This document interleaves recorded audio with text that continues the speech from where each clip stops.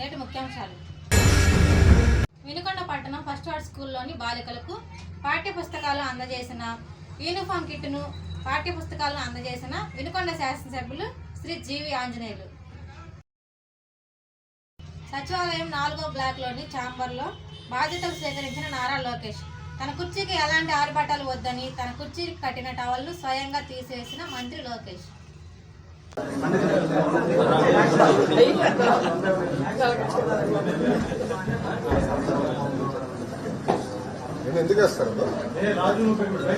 వినుకొండ పట్టణం శివస్తూపం సెంటర్ నందు శ్రీ లక్ష్మీ గణేష్ మెడికల్స్ నూతన ప్రారంభోత్సవ కార్యక్రమంలో పాల్గొన్న వినుకొండ ఎమ్మెల్యే జీవి ఆంజనేయులు సతీమణి గోనుగుంట్ల లీలావతి మరియు వినుకొండ మాజీ ఎమ్మెల్యే మక్కిన మల్లికార్జునరావు. వినుకొండ పట్టణం శ్రీనివాస్ నగర్ నందు కాలం శ్రీనివాసరావు గారి ఇల్లు అగ్ని ప్రమాదానికి గురైన సందర్భంగా వారిని పరామర్శించిన వినుకొండ ఎమ్మెల్యే జీవి ఆంజనేయులు సతీమణి గోనుగుంట్ల లీలావతి మరియు వినుకొండ మాజీ ఎమ్మెల్యే మక్కిన మల్లికార్జునరావు. ప్రజా సమస్యలు పరిష్కరించుటకు ప్రభుత్వం ప్రతి సోమవారం స్పందన కార్యక్రమం పేరుతో ప్రజల నుంచి అర్జీలు స్వీకరించి ఆ సమస్యలను పరిష్కరిస్తుంది. నూతన ప్రభుత్వం ఏర్పడిన తర్వాత స్పందన కార్యక్రమంను ప్రజా సమస్యల పరిష్కార వేదికగా పేరు మార్చింది. ఈ కార్యక్రమంలో ప్రతి మండలంలోని అన్ని శాఖల అధికారులు తప్పనిసరిగా ఉదయం 10 గంటల నుంచి మధ్యాహ్నం వరకు పాల్గొని ప్రజల నుండి వచ్చే అర్జీలు స్వీకరించాలి. అయితే సోమవారం స్థానిక తహసీల్దార్ కార్యాలయంలో జరిగిన ప్రజా సమస్యల పరిష్కారం కోసం ఏర్పాటు చేసిన కార్యక్రమానికి తహసీల్దార్ బ్రహ్మయ్య ఒక్కరే పాల్గొన్నారు. జూలై 1వ తేదీన ఇంటి వద్దకే పింఛన్ మంజూరు చేయాలని కేబినెట్ నిర్ణయం.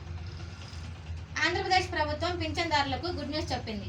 ఆంధ్రప్రదేశ్ కేబినెట్ సమావేశంలో నిర్ణయం తీసుకుంది.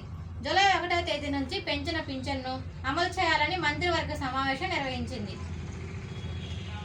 జూలై నుంచి 3,000 రూపాయల నుంచి 4,000 రూపాయలు పింఛన్ చెల్లించనున్నారు. జూలై 1వ తేదీన ఇంటి వద్దకే పింఛన్ మంజూరు చేయాలని కేబినెట్ నిర్ణయించింది. గుంటూరు తూర్పు నియోజకవర్గం ఎమ్మెల్యే మొహమ్మద్ నజీర్ సోమవారం ఉదయం 3వ డివిజన్ ప్రగతి నగర్లో పర్యటించారు. స్థానిక ప్రజలను అడిగి సమస్యలు, రోడ్లు, మురికి కాలువలు, డ్రైనేజీ సమస్యలు వెంటనే వాటిని పరిష్కారం చేయాలని నగరపాలక సంస్థలను ఆదేశించారు. ఈ కార్యక్రమంలో 3వ వార్డు డివిజన్లు టీడీపీ నాయకులు, కార్యకర్తలు పాల్గొన్నారు.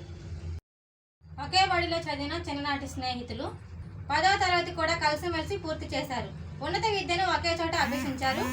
ఇద్దరి లక్ష్యం ఒక్కటే, అనుకున్న విధంగానే సివిల్ సర్వీస్కు ఎంపికయ్యారు. అత్యుత్తమ సర్వీస్ అందించిన వారిద్దరూ ఒకే సమయంలో రాష్ట్ర పోలీస్ బాస్ సీట్లో కూర్చున్నారు.